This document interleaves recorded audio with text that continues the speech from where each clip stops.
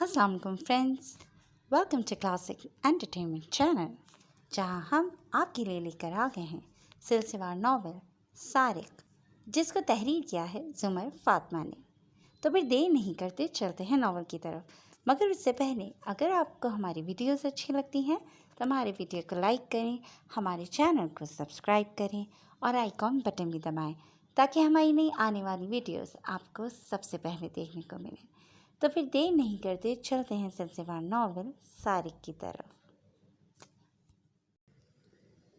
हमीस किसी ने बहुत करीब से पुकारा था और उसे लगा जैसे उसकी समातें इसी पुकार की मुंतज़िर थीं।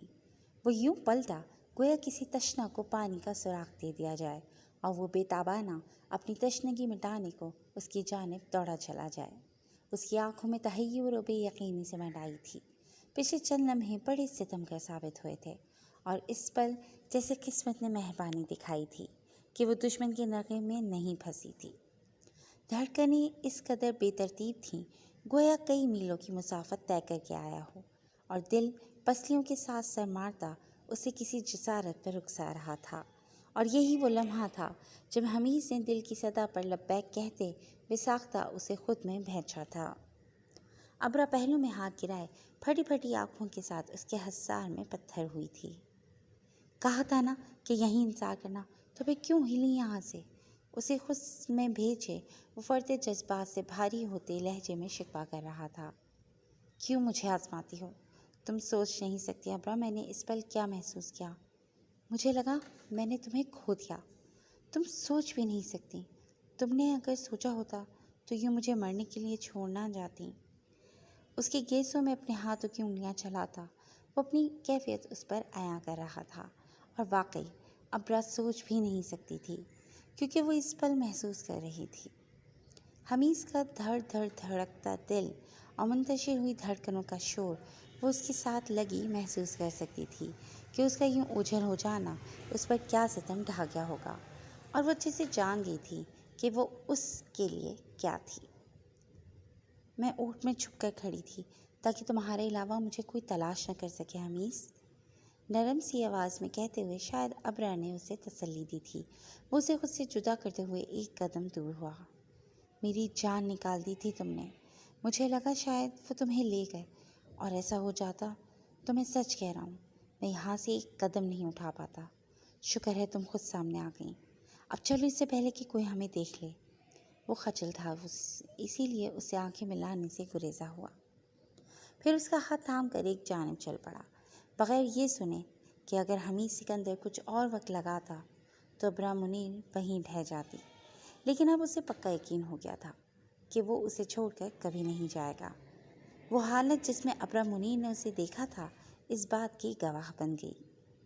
एक खूबसूरत मुस्कुराहट लबों पर सजाए उसने अपनी कलाई को देखा जो उसकी मजबूत हाथों की गिरफ्त में थी। खुशकिस्मत कलाई, जो खुशकिस्मत लड़की अबरा मुनीर की थी। डेनिस काफ़ी देर कमरे में बैठा रॉबर्ट का इंतज़ार करने में मसरूफ़ था। वो जानना चाहता था कि आखिर चार्ल्स ने अचानक लड़की को क्यों बुला लिया था, हालांकि उसका वहाँ कोई काम नहीं था और कैमरॉन तक ने उसे मना कर रखा था कि हमीद सिकंदर को कभी भी किसी हाल में अबरा के साथ इस कमरे से बाहर ना निकाला जाए। मगर उसे चार्ल्स के हुक्म मानने का भी हुक्म दिया गया था, तो वो खामोशी से तकमील कर गया। लेकिन अब इंतज़ार तवील हो रहा था और रॉबर्ट का कहीं अता पता नहीं था। वो उठ कर बाहर निकल आया। उसके कदम ऑफिस की जानिब उठ रहे थे। सारी राहदारी खाली थी और ये ताज्जुब की बात थी। वो तेज़ तेज़ कदम उठाता हुआ चार्ल्स के ऑफिस का दरवाज़ा खोल कर अंदर दाखिल हुआ और उसके अक्ल दिमाग से निकल कर दूर खड़ी कहके लगाने लगी। चार्ल्स और रॉबर्ट का जो हाल उसने तसव्वुर भी नहीं सोचा था, उससे भी बुरा हो चुका था। मुंह खोले वो कई लम्हे वहीं जमा रहा। सुर्ख कारपेट पर काले धब्बे पर नुमाया थे। उन दोनों की आंखें खुली हुई और जिस्म ठंडे पड़ चुके थे। वो दौड़कर चार्ल्स के करीब गया, उसे उल्टा पुल्टा, लेकिन अब कोई फ़ायदा नहीं था। अफसोस हुआ आपको ऐसे देखकर। हालांकि सर कैमरॉन ने हज़ारों बार आपसे कहा कि इस आदमी से एहतियात बरतनी है आपको, लेकिन शायद छठे में ले लिया आपने इसे, और ऐसी ख़ताओं की सज़ा तो सिर्फ मौत हुआ करती है। مجھے جلد سے جلد اس کا پتہ کرنا ہے۔ میرا معصوم دوست بھی آپ کی بیوقوفی کی بھیڑ چڑھ گیا۔ شاید اس لیٹرون کو معلوم نہیں تھا کہ یہ اس کا فین تھا۔ وہ افسوس سے رابرٹ کو دیکھے گیا، جس کے دماغ سے سارا خون شاید نکل کر کارپیٹ پر پھیل گیا تھا۔ ہتھکڑی کھلی ہوئی ساتھ پڑی تھی۔ اس نے ساری رات جاگ کر جھک نہیں ماری تھی۔ رابرٹ وہ پلان بنا رہا تھا، اور دیکھ لو وہ اس میں کامیاب بھی رہا، کیونکہ وہ اس آفس میں ایک بار پہلے آ چکا ہے، جانتا تھا کہ چیزیں کہاں کہاں موجود ہیں۔ ہمیں لوگوں کو ہلکے میں نہیں لینا چاہیے۔ لیٹرون سے ملنے کے بعد کا پہلا سبق ڈینس کو ازبر ہوا۔ وہ زیر لب بڑبڑاتے ہوئے اٹھ کر وائرلیس کو ہاتھ میں تھاما اور کسی کو کال میں لانے لگا۔ The square fish slipped out of our hands. Send Charles too soon to catch him again. Frequency match ہوتے ہی اسے اپنے الفاظ بولے۔ کچھ دیر خاموشی چھائی رہی، پھر ایک ہلکی سی آواز آئی جو شاید کسی عورت کی تھی۔ Okay, your Charles will be there soon. چھوٹے سے جواب کے بعد کال کاٹ دی گئی۔ اتنی سیکیورٹی کے باوجود وہ انہیں ٹھنگا دکھا کر رفو چکر ہو گیا تھا۔ وہ دوڑتے ہوئے مینجمنٹ روم تک آیا، لیکن وہاں بھی اسکرینوں پر مکھیاں اڑتی پھر رہی تھیں۔ اسکرین کے سامنے بیٹھے آدمی اب مختلف بٹن دباتے اس مسئلے کو حل کرنے کی کوششوں میں مصروف عمل تھے۔ ڈینس کے چہرے پر کرختگی چھا گئی۔ تم سب پہلے کہاں مرے ہوئے تھے جب وہ یہاں اپنا ہنر دکھا رہا تھا؟ ڈینس کی دھاڑ کمرے میں گونجی تھی۔ شاید وہ بھول گیا کہ مارننگ میں کچھ دیر کو ان سب کو چھٹی ملتی تھی اور حویلی میں زیادہ لوگ نہیں بچے تھے، لیکن اب تو ہاتھ کے کبوتر اڑ چکے تھے اور ساتھ ساتھ سارے کھیت بھی چگ چکے تھے۔ بدبخت۔ جلد ہی رابرٹ نے ایک ٹیم تشکیل دی جس میں سارے کے سارے باڈی بلڈر افراد تھے۔ وہ سارے لائن میں کھڑے اس کے حکم کے منتظر تھے۔ وہ انسان جس نے تم لوگوں کا حق نہ جانے کہاں غائب کر دیا، وہ اسی جنگل میں اپنی محبوبہ کے ساتھ یقیناً آوارہ گردی کرنے میں مصروف ہوگا۔ وہ جنگل کو اس طرح نہیں جانتا جیسے کہ تم یہاں کے مقامی لوگ۔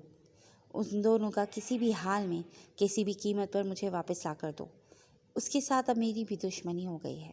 میرے دوست کی کھوپڑی اڑا دی، لیکن ایک بات اپنے خون میں شامل کر کے جاؤ، اسے بالکل بھی خود سے کم سمجھنے کی کوشش مت کرنا۔ وہ بندوقیں اور 4 پسٹل وہ اپنے ساتھ لے کر گیا ہے۔ خود کی حفاظت کے ساتھ انہیں جلد از جلد بالکل صحیح حالت میں میرے سامنے پیش کرو۔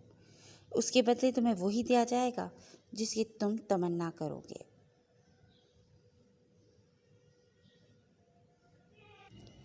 اس وقت مینجمنٹ کو رابرٹ سنبھالے ہوئے تھا۔ اسی نے جلدی سے یہ ٹیم تشکیل دی تھی اور اب مکمل تیاری کے ساتھ جانے کو تیار تھے۔ ان سب کا بس ایک مشن تھا، بس وہ ایک دفعہ ان کے ہاتھ لگ جاتا، اب تو اس کا خون نچوڑ کر بھی اپنا کام نکلوا لیتے۔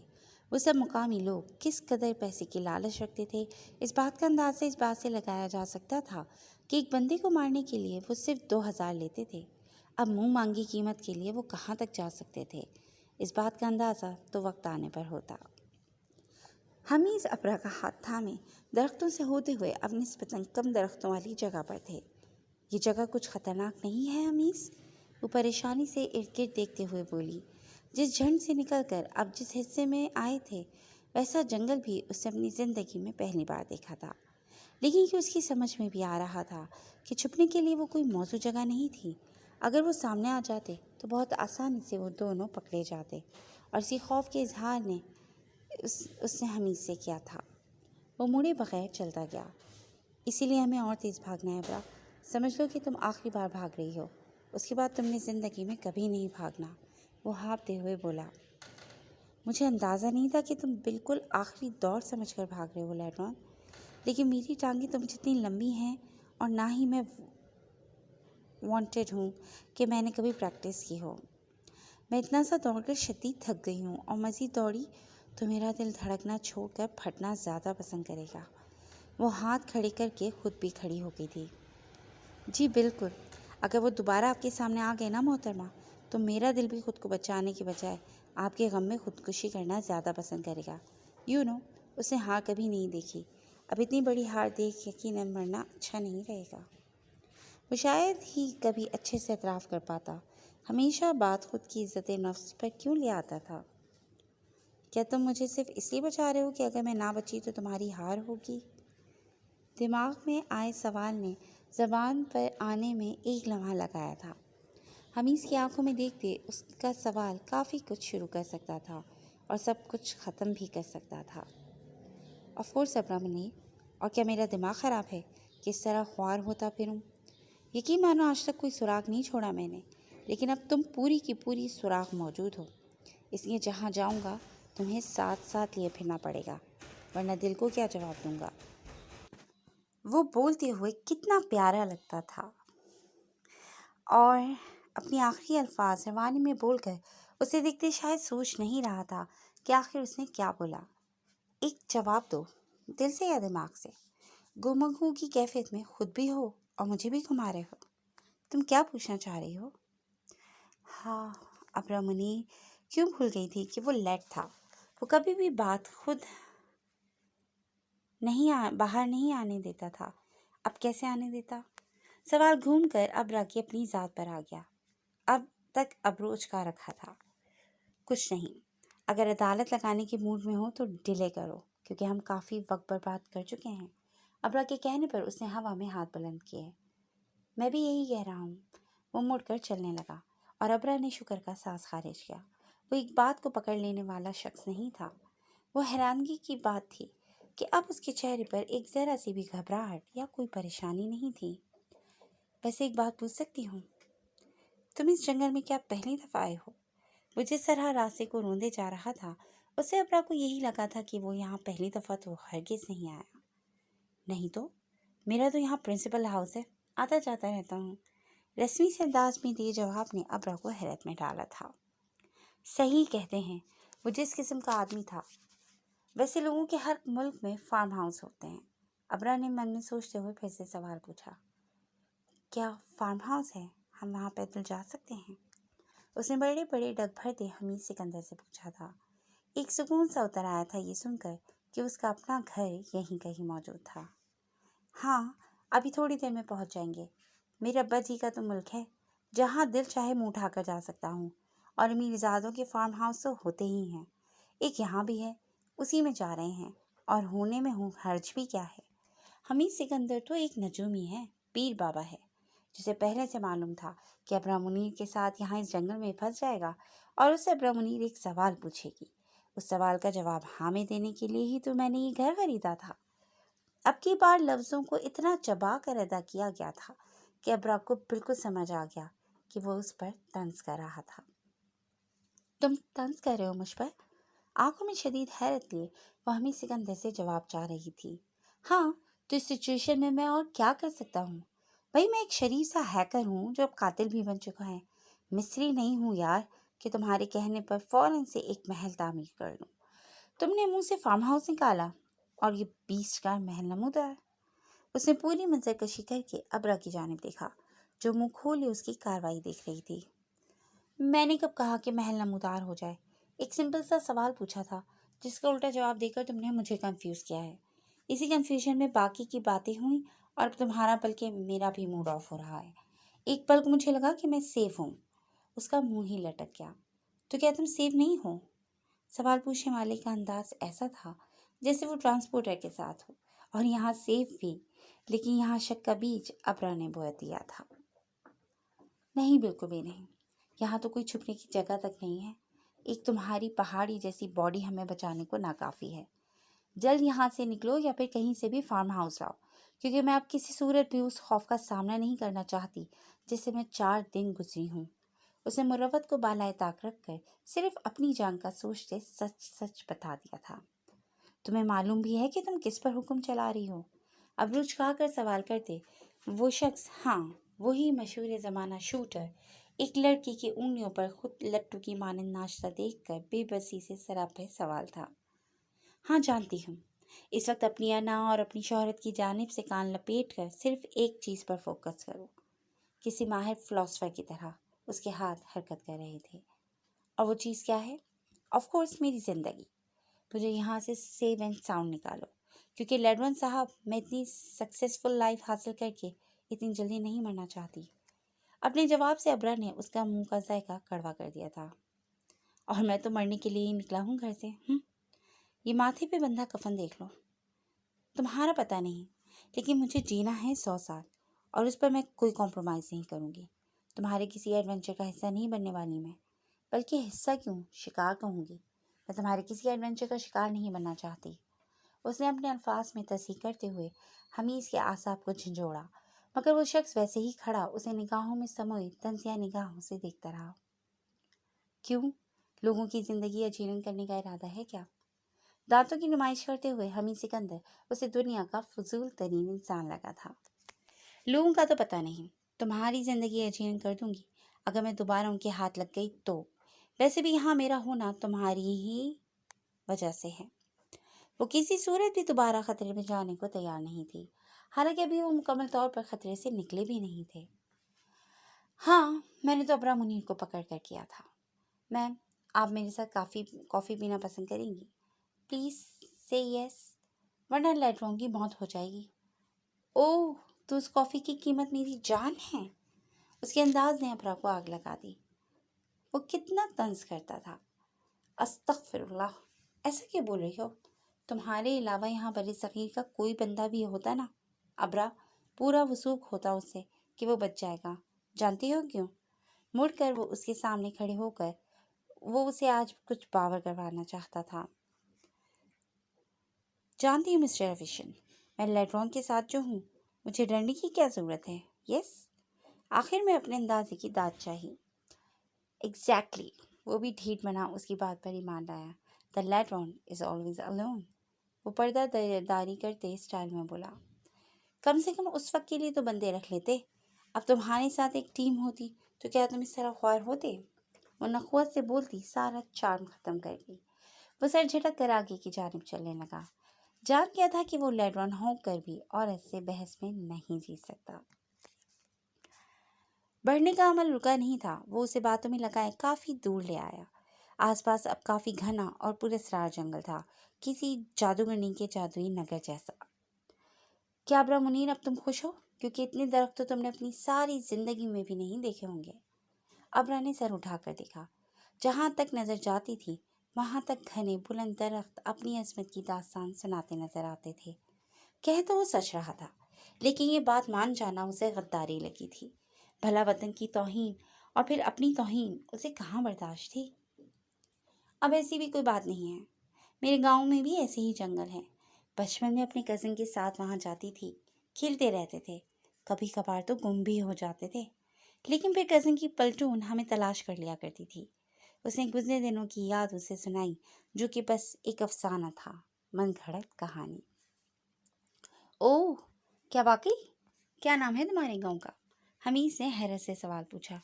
یہ کون سا گاؤں تھا جس میں افریقہ والے جنگلات تھے اور اسے معلوم بھی نہیں تھا؟ نہ ہی وہ پاکستان کے نقشے میں موجود تھا۔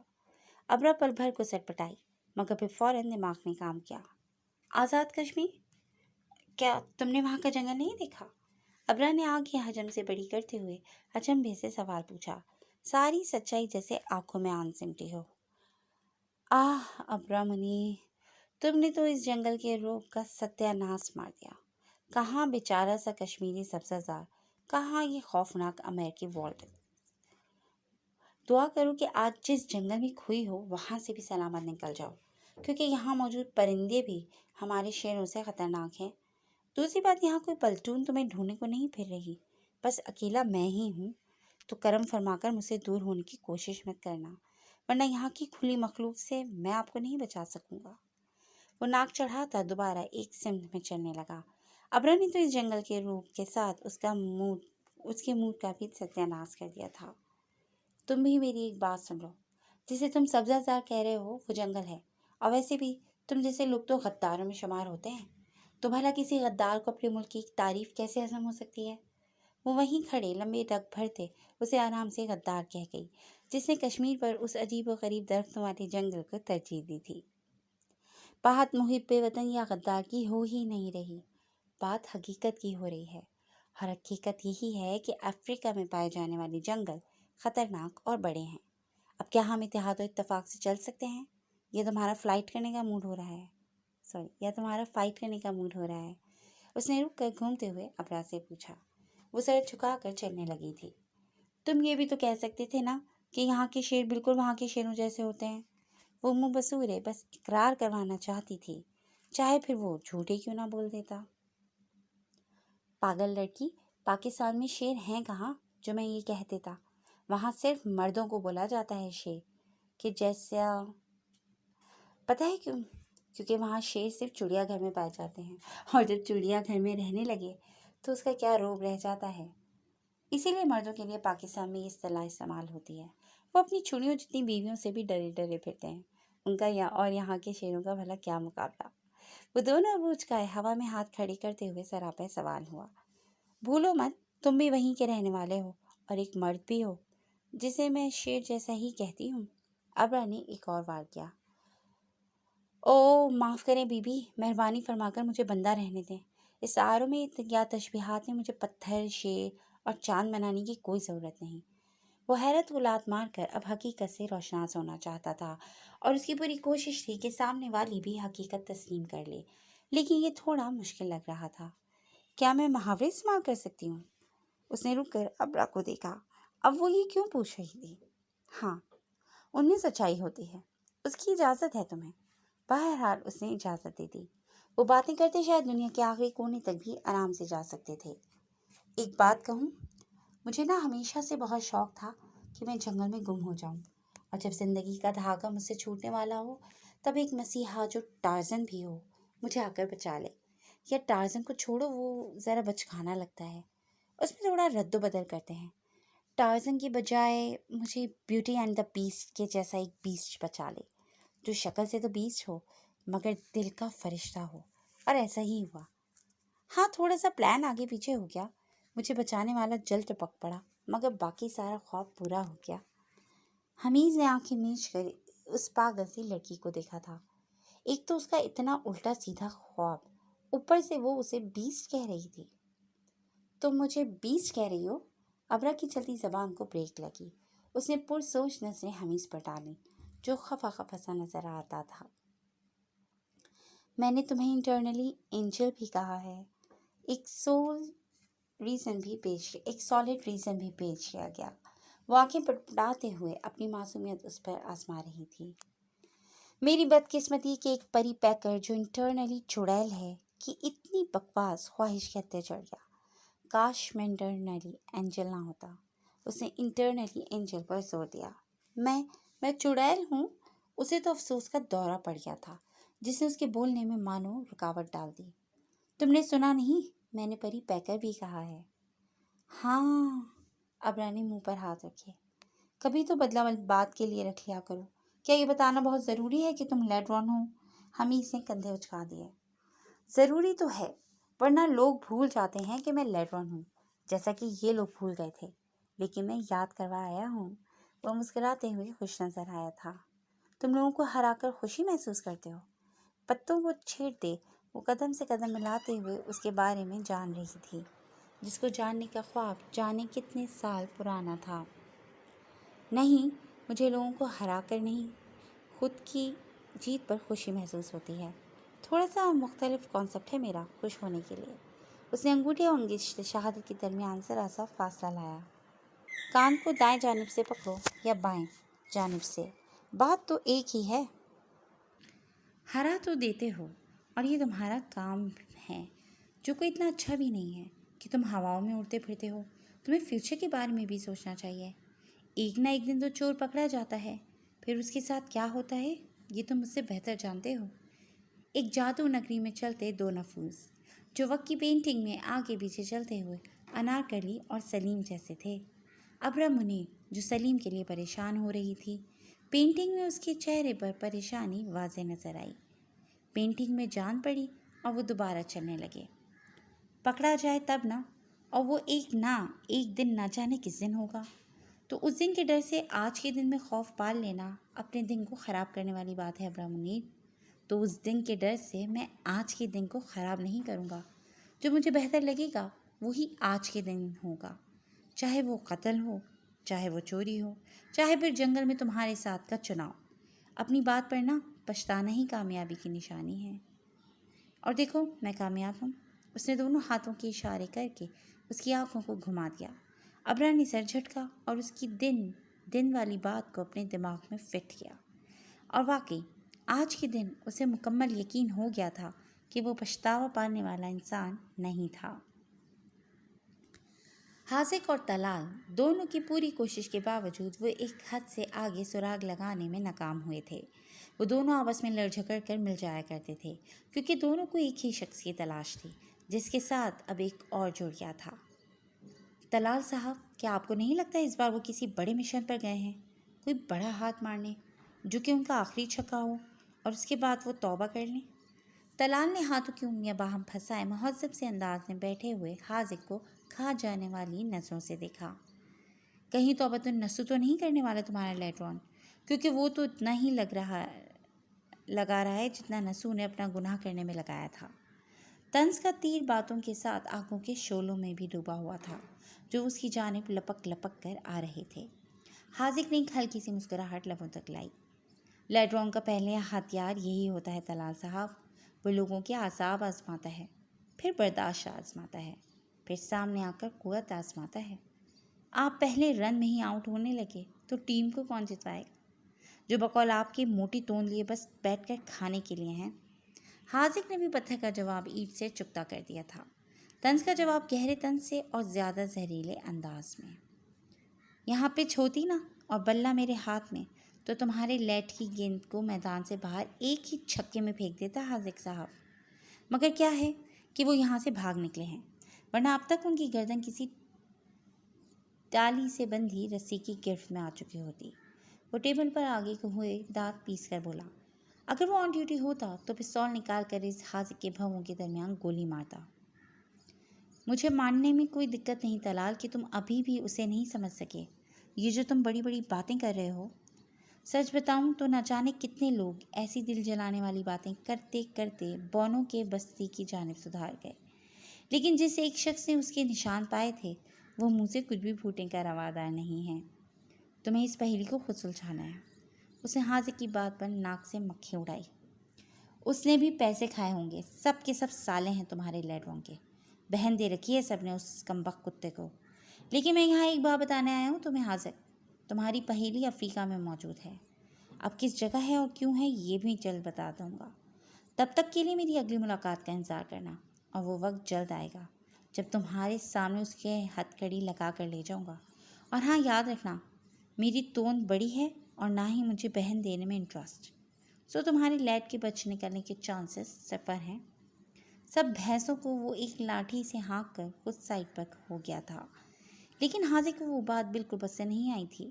جبھی چہرے کے تاثرات بگڑے، بلی کے خواب میں چھیچڑے، حاذق نے اسے دیکھتے ہوئے سوچا تھا۔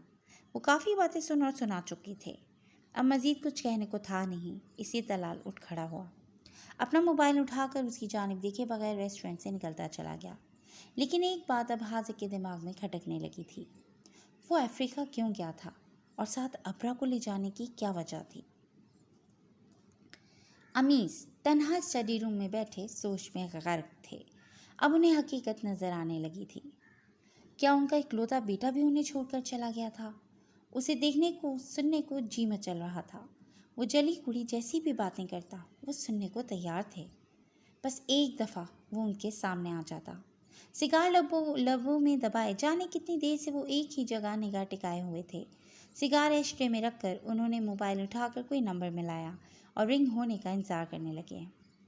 حاذق، come to my study room immediately, اپنا پیغام اسے دیتے ہوئے موبائل ٹیبل پر دھر دیا۔ ان کی ملاقات حمی سکندر سے اتنی کم تھی کہ اس جگہ ہونے والی واحد ملاقات انہیں کبھی نہیں بھولتی تھی۔ وہ 7 سالہ بچہ آج بھی اپنی امبر آنکھوں سمیت جیسے ان کے سامنے مجسم تھا۔ کچھ ہی دیر میں حاذق قد آدم کالے رنگ کا دروازہ کھولتے اس خوبصورت لائبریری میں داخل ہوا تھا۔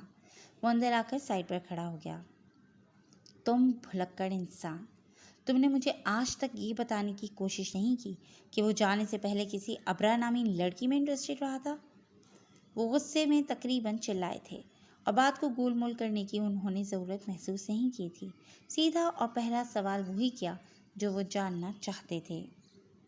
یہ بات مجھے اتنی اہم نہیں لگی تھی سر، بڑے گھروں کے لڑکوں کا ایسی عادات میں ملوث ہونا کوئی چنبے کی بات نہیں ہے۔ اس لیے میں نے بتانا ضروری نہیں سمجھا۔ اس نے پہلے سے گھڑا جواب انہیں فوراً دے دیا۔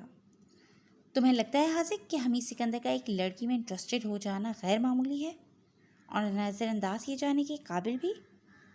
سوال تھا، لیکن اس کا جواب دینے میں حاذق کو وقت لگا۔ غیر معمولی تو نہیں تھا سر، مگر جتنی مشکل ان کی زندگی ہے اس کے لحاظ سے یہ مکھی کے پر جتنی بات تھی۔ اگر مجھے معلوم ہوتا کہ آپ کے نزدیک یہ اہم ہے تو میں ضرور بتا دیتا۔ اب وہ بساط بچھا کر بیٹھ گئے تھے۔ سوال چال کی طرح تھے، ایک کا جواب بھی غلط دیا جاتا تو حمید سکندر کو پھندا لگ جاتا، اور ایسا حاذق نہیں کر سکتا تھا۔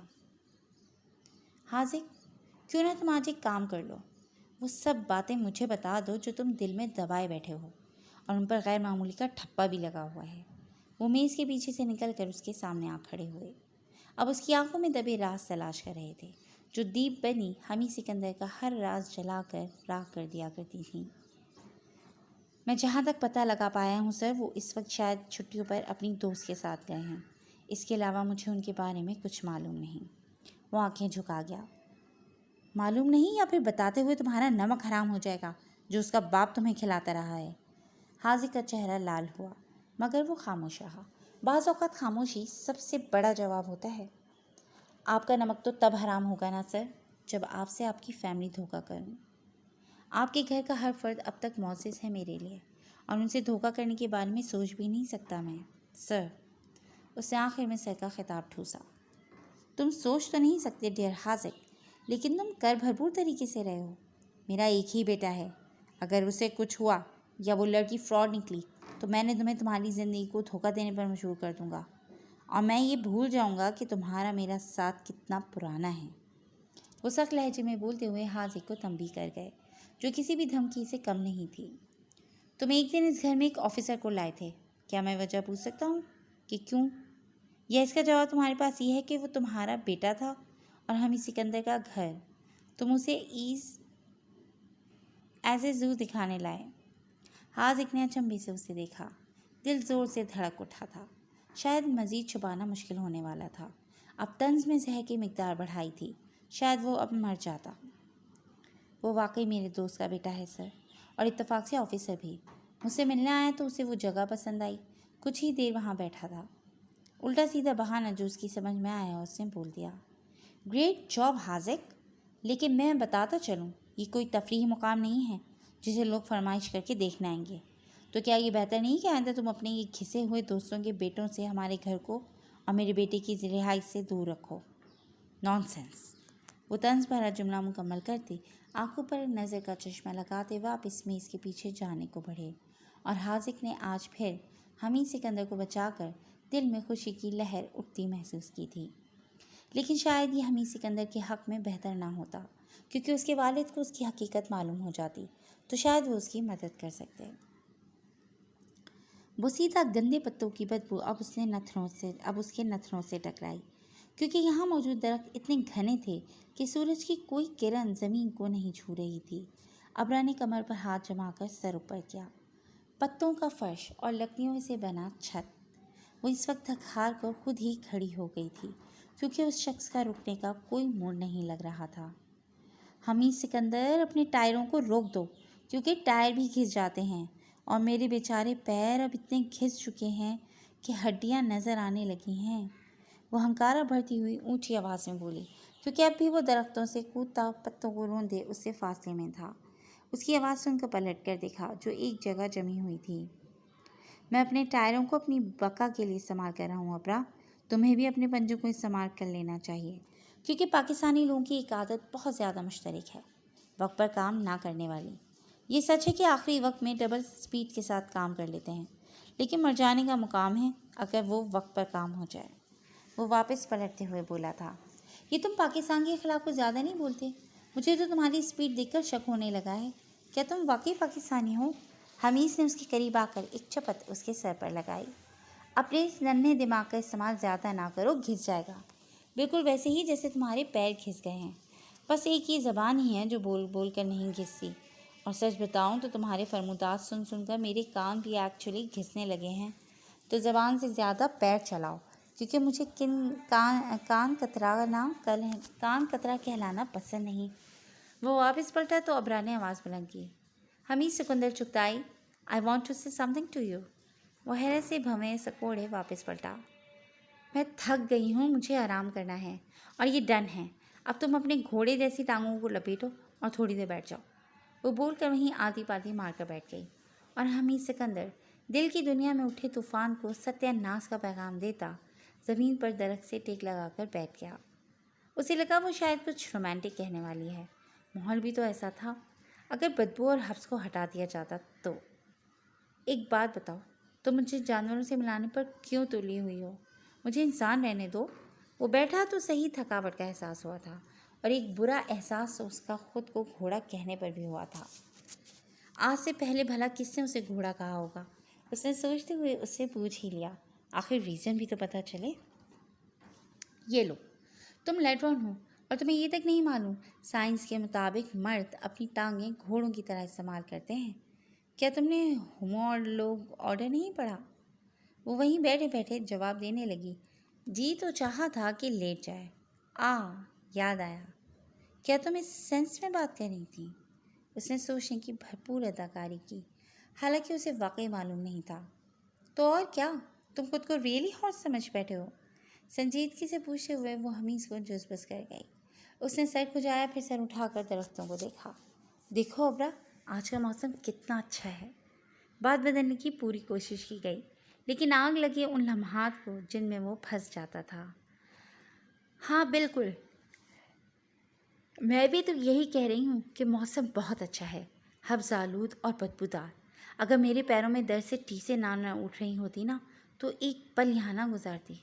उसने बहुत इज्जत से उसकी बात से मुकम्मल तौर पर इख्तलाफ कर दिया, जो सच्चा और मजबूत था। वो बेवजह गर्दन को खुजाने लगा। उसकी शेरनी जैसी निगाहों से बचना अब आसान नहीं रहा था। एक तो वो बेड भी बिल्कुल सामने गया था। तुम्हें कोई एहसास है कि मैं एक नाजुक सी लड़की हूँ और मुझे भूख लग सकती है, साथ प्यास का आलम भी कुछ कम नहीं? वो बोली तो उसे अंदाज़ा हुआ कि आखिर इतनी कड़ी घूरी से उसे क्यों नवाजा जा रहा था। ओह, होठ गोलाई में मुड़ गए। एक्चुअली ट्रिप पर निकलते हुए जो बॉक्स आपने तैयार किया था वो तो मैं घर ही भूल आया हूँ। अब आपकी भूख का क्या इलाज किया जाए मादा? वो थोड़ी तले मुक्का जमा कर उससे ऐसे पूछने लगा जैसे उसके ऑर्डर पर टेबल सजा देने की कुदरत रखता हो। तंज खाने का मेरा बिल्कुल मूड नहीं है हमीद सिकंदर, सो अगर आप यहीं से कुछ खाने पीने को अरेंज कर लें, या अगर आपकी शान में गुस्ताखी हो रही है तो मुझे इजाज़त दें, मैं ही कुछ कर लूँ, क्योंकि अब मेरा पेट दुहाइयाँ दे रहा है। वो टेक छोड़े उठ खड़ा हुआ। वो ज़िम्मेदार शख्स था और इस वक्त अबरा मुनीर उसकी ज़िम्मेदारी थी। एक बात मेरी कान खोल कर सुन लो, मैं वापस आया और तुम यहाँ ना हुई तो मेरे कंप्यूटर की कसम तुम्हें छोड़कर चला जाऊँगा। वो जाते जाते रुका और शहादत की उंगली से उसे वार्न करते हुए बोला, यहाँ मेरे रिश्तेदार नहीं रहते जिनसे मिलना है मुझे। बेफिक्र होकर जाओ, तुम्हारे आने तक यहीं हूँ, क्योंकि अब तुमसे ज़्यादा मुझे उस खाने का इंतज़ार रहेगा जिसका तुम इंतज़ाम करके लाओगे। वो सर उठाकर उसकी जानिब देखते हुए बोली, फिर सर झुकाकर ज़मीन पर पड़े पत्तों को मरोड़ने लगी। उठो और वहाँ जाकर बैठो। ख्याल रखना कोई चीज़ ना काट ले, और अगर पत्तों में धमक पैदा हो या किसी भी खौफनाक जानवर की आवाज़ आए तो अव्वल तो अपनी जगह से हिलना मत, और अगर वो सामने आ जाए तो जल्दी से दरख्त पर चढ़ जाना। साफ वगैरह की सूरत में वो तुम्हें कुछ नहीं कहेंगे, लेकिन कोई रीछ हुआ तो दरख्त करामत रहेगा। वो अब भी उसके सर पर खड़ा हिदायत की पूरी लिस्ट उसके दिमाग में घुसा रहा था। हाँ, अगर तुम्हारे वापस आने तक मैं करामत रही तो, क्योंकि मेरी आमद का इंतज़ार अब आलम बाला में हो रहा होगा। जिस टाइप की मुझे भूख लगी है, ये लेक्चर मुझे मालूम है 3 दोस्त वाली कहानी बचपन में पढ़ी, और साहब मुझे कुछ नहीं कहेंगे क्योंकि मुझे उन्हें छेड़ने का कोई शौक़ नहीं। अब आप जाएं। अबरा ने जल्दी से बात मुकम्मल करके जाने का इशारा किया, मगर अपनी जगह से 1 इंच नहीं हिली थी। पहले उठकर वहाँ जाओ। वो मुँह बसोरते हुए उठकर दरख्तों के तनों पर जा बैठी, जो आपस में गत्थम गुत्था हुए पुल सा बना गए थे, जो ज़मीन से काफ़ी ऊंचा था, और जहां अब हमीज खड़ा था वहां से गौर करने पर ही वो नज़र आ रही थी। शाबाश, अब अपनी हिफाजत तुमने खुद करनी है। मैं जल्द वापस आ जाऊंगा, अपना बहुत ख्याल रखना। वो उसे हिदायत देते हुए लम्हे में गायब हुआ था। पीछे अबरा माहौल का जायज़ा लेने में मगन हो गई। काश ये जगह मेरे घर के पास होती, यहाँ बैठकर रोज़ाना लेस खाती। चश्मे तसव्वुर में खुद को लेस खाते देखकर उसका मुंह पानी से भर आया था। वो तेज से मगर एहतियात से कदम उठाते हुए दूर होता जा रहा था। निगाहें चारों जानिब देखती और फिर मायूस होकर पलट आती। कुछ भी खाने को नहीं मिल रहा था। इतने सब्ज़ार में कुछ भी खाने के काबिल नज़र नहीं आ रहा। मुझे तो लगता है इस जंगल में हमारा दाना पानी लिखा ही नहीं हुआ, जभी तो अब तक कुछ नज़र नहीं आया। वो बड़बड़ाता हुआ आगे बढ़ा। दफतन उसे सामने जैकी और जोसेफ हाथ पर हाथ मारते ज़ोर से हंसते दिखाई दिए। ये यहाँ क्या कर रहे हैं? उन्हें वहाँ देखकर उसकी हैरत की इंतहा न रही। उसने आगे जाने का इरादा तर्क किया और कदम उनकी जानिब बढ़ा दिए। जय, जॉस, तुम दोनों यहाँ कैसे पहुँचे? वो उन दोनों के करीब जाकर हैरत से बोला। उन दोनों ने उसकी जानिब देखा और दोनों के होठों पर पूरी तरह सी मुस्कुराहट छा गई। जैसे तुम पहुँच गए? जॉस की जानिब से आया जवाब उसकी तसल्ली करने को नाकाफ़ी हुआ। उसे जानना था कि आखिर वो दोनों अचानक से कैसे सामने आ गए। जब तुम हमें रोड पर अकेला छोड़ दौड़ते हुए बंदरों की तरह इमारतें फलांग कर जाते बने थे, तो भाई हमने तुम्हें नहीं छोड़ा था और उस वक्त से तुम्हारे पीछे भी हैं। तुम्हें छोड़कर कहीं नहीं जाने वाले। जैकी ने अपनी जगह छोड़कर अब उठ खड़ा हुआ और जॉर्ज अब भी हुड गिराए सर झुकाए दरख्त के गिरे हुए तने पर तन कर बैठा था। पुरस्कार गौतम बुद्ध था। उसको देखकर उसके दिमाग में फ़ौरन यही एक नाम आया था। आज भी उसने ग्रे कलर का हुड और ग्रे ही पैंट पहनी हुई थी। Oh good work. अब जॉर्ज और जैकी तुम दोनों मेरे साथ कुछ खाने का इंतज़ाम करवाओगे, क्योंकि मेरा स्टैमिना लो हो रहा है। इससे पहले कि मैं गिर पड़ूं मुझे कुछ खा लेना चाहिए। अपना इरादा उन तक पहुंचाया और उन दोनों को साथ लिए दोबारा रास्ते पर गामजन हुआ जिसकी जानिब वो निकला था। अब वो 3 थे, आगे पीछे चलते पत्तों को पैरों से रोते हुए इस जंगल के असरार को मज़ीद लायक़ल बना रहे थे। क्या तुम जानते हो यहाँ पर मौजूद नज़र आने वाले फल के बजाय मौत होते हैं मिस सिकंदर? ये जैकी था जो सबक देने का कोई मौका हाथ से नहीं जाने देता था। अब भी सबसे आगे उछलता कूदता वो ऊंची आवाज़ में बात कर रहा था, लेकिन ना जाने क्यों मगर जॉर्ज खामोश था। जानता हूँ, लेकिन मुझे अच्छे से मालूम है कि मुझे क्या लेकर जाना है, जो जूसी भी हो और उससे पेट भी भर जाए, क्योंकि फ़िलहाल पानी का कोई बंदोबस्त नहीं है मेरे पास। अब निगाहें माहौल को जांच रही थी। ऐसे तो बहुत सारे फल मिल जाएंगे तुम्हें, जैकी खड़े होकर बोला, जैसे उसकी झोली में सब मौजूद हो और बस नाम लेने की देर बाकी हो। हाँ, मगर मुझे वही चाहिए जो सबसे पहले मिल जाए, क्योंकि यहाँ पिकनिक मनाने नहीं आया, खाने के साथ साथ वक्त की भी कमी है पास।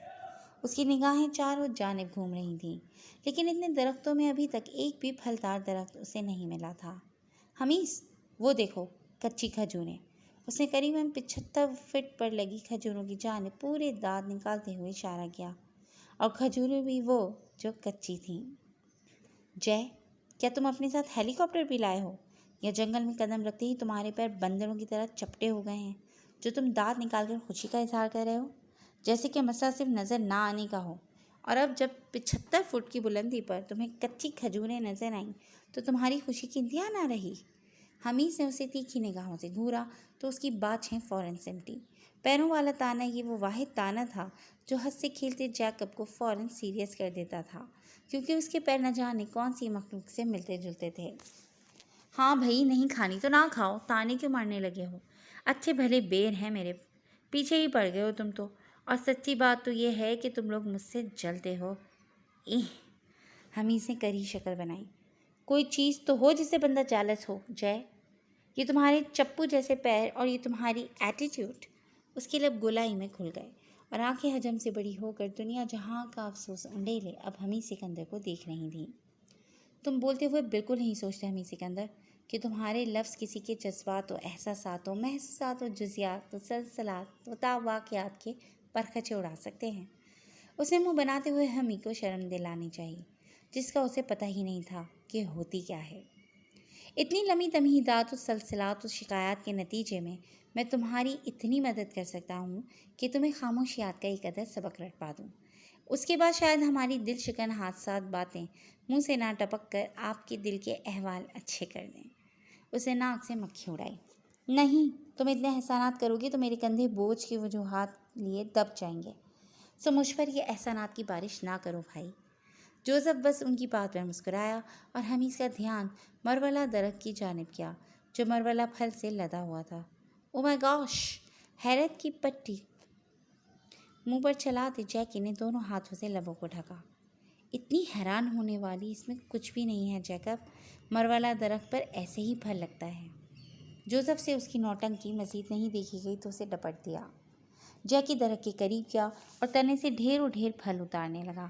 او جیکی، اتنا ہی توڑنا جتنا ہمیں چاہیے، باقی ضائع ہو جائے گا۔ یہاں پر اتنا ہوگا کہ اسے پرندے کھا لیں گے۔ اس کے دونوں ہاتھ رکے۔ حیرانگیز طور پر وہ فوراً رک گیا تھا۔ جوزی، مجھے ذرا بتاؤ کہ کیا تم نے یہاں ایک اور چکر تو نہیں لگانے آنا؟ اس نے انتہائی سنجیدگی سے غیر سنجیدہ بات پورے اعتماد سے کہی۔ اس کے کہنے پر حمیز واقعی سوچ میں پڑا تھا کہ اسے آنا چاہیے یا نہیں، اور جوز اس نے تو جواب دینے کی ضرورت ہی محسوس نہ کی۔ واللہ یہ کبھی نہیں سدھرنے والا۔ 1 منٹ کے لیے مجھے لگا تھا کہ یہ لطیفہ ہنسائے بغیر ٹل جائے گا۔ جوز نے اکتاہٹ آمیز لہجے میں پہلی دفعہ لب کشائی کی۔ بائی دا وے، یہ ہمیشہ جھوکر رہنے والا حمید سکندر، تو آپ خود تشریف لے کر جائیں اور جلد از جلد پھل لے کر اس تک پہنچیں جس نے آپ کو یہاں بھیجا ہے، کیونکہ ہمیں نہیں علم کہ اس وقت ان پر کیا بیت رہی ہوگی۔ ہم اس وقت جنگل میں ہیں۔ 1 منٹ کے اندر اس کے ہاتھوں میں ڈھیر سارا مرولہ پھل موجود تھا اور اس کے پیروں نے اسپیڈ پکڑ لی تھی۔ رکھی گئی نشانیوں کی پیروی کرتے وہ مختلف راستوں سے ہوتے ہوئے وہیں موجود تھا جہاں وہ کچھ دیر پہلے ابرا کو چھوڑ کر گیا تھا، لیکن اس کے ساتھ اب جوز اور جیکب میں سے کوئی موجود نہیں تھا، لیکن ہاتھ میں موجود گن اب لوڈ تھی۔ شاید یہ جیکی کا کام تھا۔ وہ کب سے اس پاگل کا انتظار کر رہی تھی جو شاید جنگل کی سیر کرتے دور نکل گیا تھا۔ بھوک سے برا حال ہے اور جناب نہ جانے کون سی تندوری چکن لینے گئے ہیں، اور وہ بھی اس تندور سے جس میں لکڑیاں ہی کبھی نہ ڈالی گئی ہوں۔ اس نے ایک انگڑائی لی کیونکہ اکیلا اس ٹھنڈی جگہ بیٹھ کر اسے نیند آنے لگی تھی۔ وہ تھوڑی سی اوپر ہو کر ایک تنے کو اچھے سے چھان پٹک کر لیٹ گئی۔ ہم کتنی آسائشوں میں گھرے ہوئے ہیں، لیکن جب قدرت کے تھوڑے نزدیک ہوتے ہیں تو جیسے آغوش محبتہ میں داخل ہو گئے ہیں۔ یہاں کتنا سکون، کتنی پیاری خوشبو اور کتنا تازہ ماحول ہے۔ جی چاہتا ہے تمام زندگی یہیں گزار دی جائے۔ ابرا نے بلا تعمل حمیز کی بات اس کے جانے کے بعد مان لی تھی کہ وہ جگہ حفظدہ نہیں تھی بلکہ پودوں کی خوشبو لیے ہوئے تھی۔ وہ کچھ دیر یوں ہی ادھر ادھر کی باتیں سوچتی رہی اور کچھ ہی دیر بعد نیند کی سنہری وادی میں کالے بادلوں کے ساتھ تیرتی پھر رہی تھی۔ وہ ہاتھوں میں پھل اٹھائے وہاں پہنچ تو گیا تھا مگر وہ کہیں نظر نہ آئی۔ ابرا، ابرا، آوازیں لگاتے اس نے اپنی آواز زیادہ بلند نہیں کی تھی۔ وہ پھلوں کو سائڈ پر رکھتے ہوئے اس پل پر چڑھا جو جنگلی بیلوں کے درختوں کے ساتھ لپٹ جانے کا نتیجہ تھا اور جہاں وہ اسے چھپا گیا تھا۔ وہ اس پل پر سے ہوتے تھوڑا سر جھکائے اندر گیا۔ وہ وہیں سوئی ہوئی تھی۔ وہ اس کے قریب جا کر پیروں کے بل بیٹھا۔ درختوں کی جھرمٹ میں جن کے آس پاس بیلوں نے پردہ کروا رکھا تھا، ہواؤں کے چلنے سے پتے بادشاہوں کی استقبال کو جھومنے لگتے تھے، اور وہیں سینور اپنی سینوریٹا کے پاس بیٹھے اس منظر کو مکمل کر گیا۔ یہ جوان آدمی آج تمہارے سامنے بے بس ہوا مائی لیڈی۔ اگر وہ اس وقت یہ الفاظ سن لیتی تو شاید خوش نصیب لوگوں کی صف اول میں بلا جھجک جا کھڑی ہوتی، مگر یہ المیہ تھا۔ وہ اعتراف کھل کر کرتا ہی نہ تھا۔ اب بھی جوز کی زبان آزماتے خود کے دل کو آزمانے سے گریزا تھا۔ وہ قریب ہی ایک تنے سے ٹیک لگائے بیٹھ گیا۔ بیسٹ جو اب اپنی بیلا کے پاس تھا، وہ تھکی ہوئی تھی شاید، اسی لیے اس کی آنکھ لگ گئی اور حمیز نے بھی اٹھانا مناسب نہ سمجھا۔ وہ اب ایک اوجھل مقام پر دوسروں کی نگاہوں سے پوشیدہ تھے، لیکن پھر بھی اس کی نگاہیں باہر کی جانب جمی ہوئی تھیں۔ ساتھ ہی ساتھ وہ یہ بھی دیکھ رہا تھا کہ کوئی جنگلی جانور اس طرف نہ نکلے۔ کندھے پر لادی بندوق اس نے اتار کر پرے رکھ دی، لیکن پسٹل اس نے ہاتھ میں اب بھی موجود تھا۔ Jingle bells, jingle all the way. Oh, what fun it's to ride in a one-horse open sleigh. وہ اپنا پسندیدہ گانا گنگناتے ہوئے جادو نگری کا سحر قائم کرنے میں کامیاب ہوا، جہاں پری اپنے پری ذات کے ہمراہ محور روپ و سروپ کی روشنیاں بکھیرے محبت کے طلسمی در وا کر گئے تھے۔ جہاں پریاں ناچتے ہوئے دکھائی دیں، ایک مخصوص گنگناہٹ سے اس کی آنکھ کھلی۔ حمیز درخت کے تنے سے سر ٹکائے، ایک ٹانگ لمبی کیے، ایک سمیٹ کر بیٹھا کچھ گنگنا رہا تھا۔ اس نے غور کیا تو وہ گنگناہٹ اسے سمجھ آنے لگی۔ جنگل بیلز جنگل all the way, what fun it's to ride in a one horse open sleigh۔ اس ماحول میں یہ الفاظ خاص سے خوفناک معلوم ہوئے، اوپر سے اس کے چہرے کے نقش اس قدر سخت ہوئے دیکھ کر ابرا کا سانس مانو کھڑنے لگا تھا۔ اب تک تو وہ جان گئی تھی وہ شخص کافی حد تک پاگل اور بلا کا خطرناک تھا، جس سے کسی بھی انسان کو خطرہ ہو سکتا تھا۔ جہاں تک اس گانے کا تعلق تھا، یہ تو وہ تبھی گنگناتا تھا جب اسے کسی کو جان سے مارنا ہوتا تھا، اور اس تک سوائے ابرا کے کوئی بھی وہاں موجود نہیں تھا۔ جھولتے ہاتھ میں موجود لوڈڈ گن اس کے اوسان خطا کرنے میں مزید کامیاب ہوئی۔ وہ آہستہ آہستہ رینگتے ہوئے اس سے پرے ہوتی گئی۔ اچانک اس کی آنکھ کھلی اور ابرا کی چیخ نکل گئی۔ حمیز نے عجیب سی نظروں سے اسے دیکھا۔ کیا ہوا ابرا؟ وہ پریشان سا اس کے قریب دوڑ چلا آیا۔ اب وہ اسے کیا بتاتی کہ وہ اس سے ڈر گئی تھی۔ وہ تمہاری آنکھیں کو کیا ہوا؟ اس کے پوچھنے پر فوراً اپنی آنکھوں کو مسلتے ہوئے اس نے جاننے کی کوشش کی تھی، لیکن کچھ سمجھ نہ آنے پر دوبارہ ابرا کو دیکھا، جو ایک ہاتھ فرش پر ٹکائے تھوڑا پیچھے ہوئی تھی۔ ایک سیکنڈ کے اندر اسے سمجھ آیا وہ اس سے ڈر رہی تھی۔ ڈونٹ ٹیل می کہ تم ڈر رہی ہو مجھ سے۔ غضب خدا کا، کہاں سے دوڑا اور کہاں آن پٹکا ہے میں نے خود کو، صرف اور صرف تمہارے لیے۔ اب اگر تم مجھ سے ڈری یا اعتماد کا الف بھی ہٹانے کی کوشش کی تو یہیں خودکشی کر لینی ہے میں نے۔ وہ سخت لہجے میں خفا ہوتے سخت ترین دھمکی دے گیا۔ نہیں، ایسی کوئی بات نہیں، ابرا نے اسے جھوٹی تسلی دی۔ سچ تو یہ تھا کہ وہ اس سے ڈری تھی اور اتنا کوئی خاص اعتماد بھی اس پر نہیں تھا۔ اور ان دو لفظوں میں نہیں غلط کہہ دیا ہے تم نے۔ تمہاری شکل بتا رہی ہے کہ تم ڈر رہی ہو۔ میں وہی ہوں، بھوت کا چوغا نہیں اوڑھا میں نے۔ وہ تھوڑا تلخ ہوا۔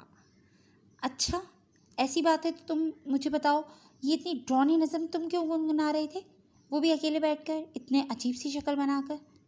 اس سوال پر اس نے کڑے تیوروں سے ابرا کو دیکھا۔ وہ واقعی نفسیات کی ڈاکٹر تھی یا پھر نفسیاتی مریض؟ کیا بندہ اکیلا بور ہو رہا ہو تو اپنی پسندیدہ سانگ نہیں گنگنا سکتا؟ واللہ ابرا، اتنی باریک بینی سے میرے ڈیڈ مجھے جج کرتے اور اتنے سوالوں کے جواب میں ان کو دیتا تو کبھی لیڈرون اس دھرتی پر نمودار نہ ہوتا۔ لیکن ہائے میرے معصوم ڈیڈ، جنہوں نے کبھی مجھ سے کوئی سوال ہی نہیں پوچھا۔ تھوڑی پر ہاتھ جمائے دنیا جہاں کی افسردگی اس کے لہجے میں سے مٹائی تھی۔ ہاں بالکل، تم اور تمہارے ڈیڈ، یہ دو اشخاص اس دنیا میں معصومیت کا لفظ ہی تو سمجھانے آئے ہیں، ورنہ معصومیت کا لفظ تو بیان ہی نہیں ہو سکتا تھا۔ ناک چڑھا کر طنز کرنے سے وہ باز نہ آئی۔ حمیز کے لبوں پر چڑھانے والی ایک مسکراہٹ ہی دکھائی تھی۔ تم نے کھانا نہیں کھایا؟ جبھی لفظ اس قدر سختی لیے ہوئے ہیں۔ چلو آؤ، شاباش، کچھ کھا لو پھر بات کرتے ہیں۔ ہاں، وہ اسے ساتھ لیے اس برج سے جمپ لگا کر اترا اور پھر اسے اترنے میں مدد کی۔ وہ اتر کر سائڈ پر کھڑی ہو گئی اور حمیز پتوں میں اکٹھے کیے مرولا نکالنے لگا۔ ویسے کیا لائے ہو اس جنگل میں کھانے کو؟ ویسے تو بہت کچھ ہوگا۔ میں ہمیشہ سے سوچتی تھی کہ اگر انسان جنگل میں گم ہو جائے تو کم از کم بھوک سے نہیں مرے گا، اور دیکھو میری سوچ سچ ثابت۔ یہ کیا ہے؟ حد ہے حمیز، تم کھانے کے لیے لیمو اٹھا لائے ہیں؟ ایک انتہائی اکتاہٹ سے بھرپور ہیں اس کے منہ سے خود بخود نکل گئی۔ یہ مروالا پھل ہے ابرا، لیمو نہیں ہے۔ اس نے بے دلی سے اس کی سخت قسم کی غلط فہمی دور کی۔ کیا تمہیں پورے جنگل میں یہ مرمرا پھل ملا تھا؟ کوئی سیب لے آتے، کوئی آم لے آتے، چلو یہ نہ صحیح ناریل ہی لے آتے، یا کھجور، وہ تو یہاں مچھروں سے بھی زیادہ ہوں گے۔ ابرا کے نخرے ہی ختم نہیں ہو رہے تھے۔ ویسے بھی اس نے سن رکھا تھا کہ کھانے والی چیز میں انسان کو تجربے نہیں کرنے چاہیے، جو چکھا ہو وہی استعمال کرنا چاہیے۔ جو لایا ہوں اس سے کیا تکلیف ہے تمہیں؟ تم ٹیسٹ کے بغیر کیسے کہہ سکتی ہو کہ مرمرا پھل ہے؟ اتنا سافٹ اور فریش مروالا تمہیں کہیں مل گیا تو بتانا مجھے۔ اور جن ناریل اور کھجوروں کی بات تم کر رہی ہو، انہیں توڑنے کے لیے مجھے آدم علیہ السلام کے زمانے میں جانا پڑے گا، کیونکہ یہ 6 فٹ کے قد کے ساتھ میں 75 فٹ پر لگے ناریل اور کھجور نے تو توڑنے سے رہا۔ اور ایک بات کلیئر کرتا جاؤں، میں پورا جنگل نہیں گھوما، کیونکہ دیر سے واپس آنے پر جو نتیجہ مجھے ملتا وہ یقیناً مجھے گھما دیتا۔ وہ بالتی بالتی مارے ان مرولہ سے چھلکا اتارنے لگا جو آرام سے اترتا جا رہا تھا۔ وہ واقعی لیمو نہیں تھا۔ یہ لو، کھا کر بتاؤ، اتنا جوسی پھل کیا تم نے پہلے کھایا ہے؟ ابرا نے پھل لینے کو ہاتھ نہیں بڑھایا۔ میں تمہیں اس کا جواب کھانے سے پہلے دے سکتی ہوں، وہ تن کر بولی۔ ابرو فوراً سکڑے تھے۔ یار، ایک تو تمہاری حب الوطنی مجھے بھوکا مار گرائے گی۔ مجھے پتہ ہے اب تم یقیناً اپنے ملک کے کسی پھل کا نام لے کر اس کا مقابلہ اس سے کرواؤ گی۔ اس نے ہاتھ جھٹکتے ہوئے منہ بنایا۔ واو، ایکسیلنٹ! تم کتنا جان گئے ہو مجھے حمید سکندر۔ میں تمہیں واقعی کینو کا نام بتانے والی تھی۔ جب تمہیں معلوم ہے کہ اپنے ملک کے بارے میں مجھے کچھ برا سننا پسند نہیں تو تم کیوں غداری کرتے رہتے ہو میرے سامنے؟ اس نے ہلکا سا کلیپ کرتے آخر میں سوال سامنے رکھا۔ کیا میں یہاں کسی وزیر اعظم کا سر پیش کر رہا ہوں کھانے کے لیے جو میرے سر پر غداری کا تمغہ سجا دیا ہے؟ اور تم کون سا ISI کی ایجنٹ ہو جس کے سامنے حب الوطنی کا ڈرامہ کرنا ہے میں نے؟ اب چپ کر کے نوش فرماؤ کیونکہ زیادہ وقت نہیں ہے ہمارے پاس۔ اس نے ابرا کا ہاتھ پکڑ کر مرولہ ہتھیلی پر رکھ دیا۔ یہ کیا کر رہے ہو؟ میرے ہاتھ گندے ہیں۔ کیا گندے ہاتھوں سے پانی ٹپکاتا پھل کھاؤں؟ اتنے گندے منہ بناتے ہوئے اس نے سوال پوچھا کہ حمیز کو تب چڑھ گئیں۔ تو کیا تم یہ تو نہیں سوچیں کہ میں تمہارے نخرے جو جنگل میں بالکل بھی الاؤ نہیں اٹھاؤں گا؟ شکر مناؤ کہ یہ پھل اکیلے لے آیا، ورنہ کوئی اور ہوتا تو تمہیں ساتھ ساتھ خاک چھنواتا۔ اس کے بعد تم آرام و سکون سے یہ پھل ہزار شکر بجا لاتے ہوئے کھا لیتی۔ تو میں نے کب کہا کہ تم مجھے کھلاؤ؟ دونوں بھووں کو اوپر نیچے حرکت کرتے اس نے ڈائریکٹ وہی سوال پوچھا جو اسے کہنے میں تعمل کا شکار ہو رہا تھا۔ ویسے ایک بات کہوں؟ اسے مرولہ پھل میں بری طرح مصروف دیکھ کر اس نے پوچھا۔ ہاں پوچھ لو، ویسے بھی میں کون سا بن قاسم بندرگاہ خریدنے میں مصروف ہوں جو ایک بات سننے کا وقت نہ ہو۔ مرولہ کا چھلکا اتر چکا تھا، وہ منہ میں اسے ڈالے بھرپور لطف اٹھا رہا تھا۔ مجھے تمہارے جیسے بندے ہی پسند ہیں جو کسی لڑکی کو گھاس نہ ڈالیں۔ باخدا جھوٹ نہیں بول رہی میں۔ وہ سامنے بیٹھ کر بے اختیار بول گئی۔ ہیں؟ کیا لڑکیاں گھاس بھی کھاتی ہیں؟ مجھے معلوم ہوتا تو ڈال دیتا، میرا کیا جاتا۔ اس خوبرو نوجوان نے کندھے اچکائے مگر اس کے تیور دیکھ دوبارہ سنجیدہ ہوا۔ ایک اور مرولہ اب ہاتھ میں تھا جو بلا جھجک اس نے ابرا کی جانب بڑھایا۔ میں اس گھاس کی بات نہیں کر رہی جو بکریاں کھاتی ہیں۔ وضاحتی انداز کافی تلخ تھا۔ تو اوہو، اچھا، تم لفٹ والے گھاس کی بات کر رہی ہو۔ ایک دلکش مسکراہٹ اس کے لبوں پر آن ٹھہری جو اس کی بات سمجھ آنے پر اب لبوں سے آنکھوں تک کا سفر طے کر گئی۔ مجھے سیریسلی یہی لگا کہ تم واقعی گھاس کی بات کر رہی ہو۔ تم لڑکیاں ایکچولی جلد نکھارنے کے لیے کچھ بھی کرنے کو تیار رہتی ہو، تو مجھے لگا شاید یہ بھی کوئی ریمیڈی ہے۔ گھاس کھانے والے سارے جانور دیکھو کتنے معصوم ہوتے ہیں نا، جیسے گائے کی بھولی شکل، بکری کا معصوم چہرہ، اور ہرن کو تو میں بھول ہی گیا، وہ تو پوری حسینہ ہوتی ہے۔ اس کی شدید گھوری پر وہ رک کر بھی اپنی بات پوری کر گیا۔ بس یہی سوچ کر میں نے وہ گھاس تصور کر لی تھی۔ کان کھجاتے وہ معصومیت سے بولا۔ مجھے ایک دفعہ گھر لوٹنے دو۔ یہ جو معصومیت ہے نا، ایک ایوارڈ اس کے دان کروں گی، اور اس ایوارڈ کا نام ہوگا نرداتش۔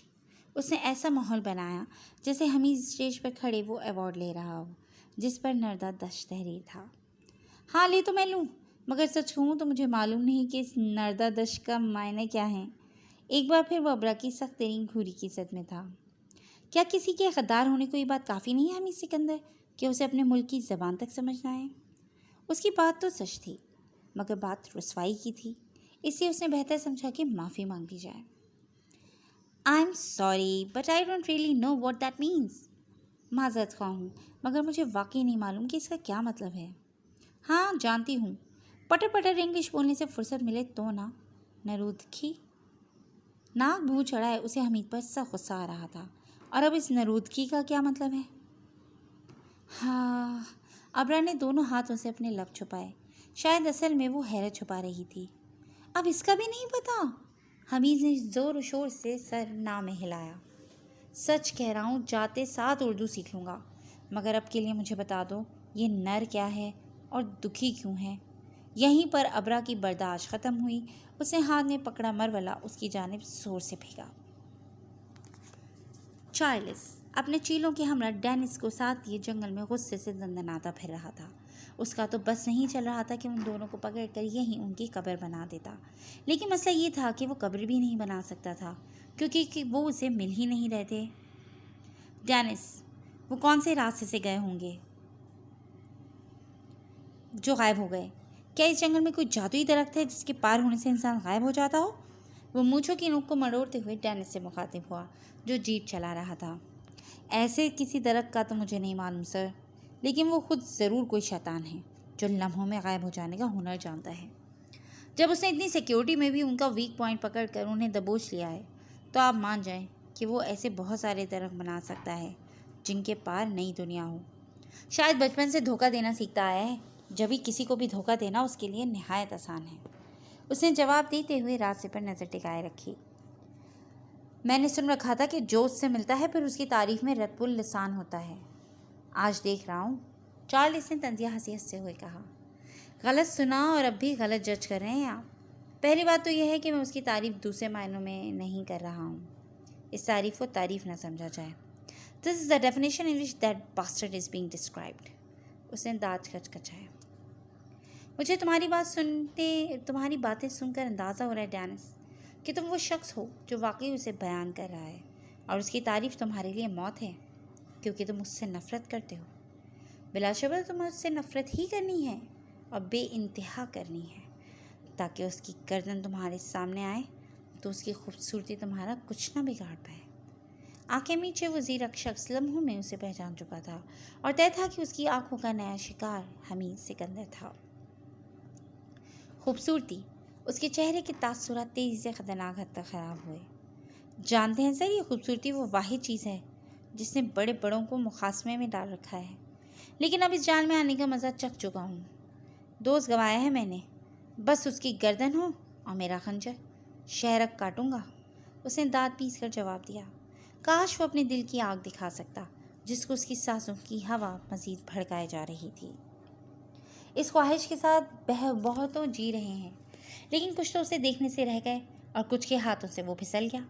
اگر تمہارے ہاتھوں میں آ گیا تو بے شک خنجر پھیر دینا، لیکن کیمرون کا کام ہونے کے بعد۔ چارلس نے اسے اجازت تو دے دی، مگر ایک لیکن درمیان میں رکھ دیا۔ اس نے بھی دل ہی دل میں اس لیکن کا گلا کھول دیا۔ وہ مجھے نظر آئے، میں یہ نہیں دیکھوں گا کہ اس نے کیمرون کا کام سر انجام دیا یا نہیں۔ میں بس اس بات کو دماغ میں رکھوں گا کہ اس نے رابرٹ کو مار دیا۔ جیب ہچکولے کھاتے آگے بڑھ رہی تھی۔ چارلس نے اس کی بےتاثر آنکھوں کو دیکھا جو ایک جگہ جمی ہوئی تھیں۔ کیا تم اسے دیکھتے ہی ٹپکانے کے بارے میں تو نہیں سوچے ڈینس؟ اگر یہ خیال بھی تمہارے دماغ میں ہے تو فوراً نکال دو، کیونکہ تمہاری 7 پچھلی نسلوں کو کیمرون تباہ کر دے گا اگر اسے کام کرنے سے پہلے کچھ بھی ہوا۔ ایک دفعہ پھر سے چارلس نے بتایا تھا کہ کیوں وہ اس سیٹ کا حقدار بنا تھا، اور وہ اسی بات کا فائدہ اٹھایا جا رہا ہے۔ چارلس، اسے معلوم ہے کہ وہ کیمرون کے لیے اہم ہے، اسی لیے اسے کوئی بھی نقصان پہنچانے سے گریزا نہیں ہے۔ ہمارے پاس بھی اس کا ویک پوائنٹ ہے، ہم کیوں نہیں اس کی یہ رگ کو چل دیتے؟ پکڑ لیں اس کا ویک پوائنٹ اور کر لیں اپنے تابع۔ وہ سرخ چہرے سے دل کی بات زبان پر لے آیا تھا۔ چارلس نے لب داب کر غور سے اسے دیکھا۔ وہ واقعی میں بہت غصے میں تھا اور خطرناک بھی ہو رہا تھا۔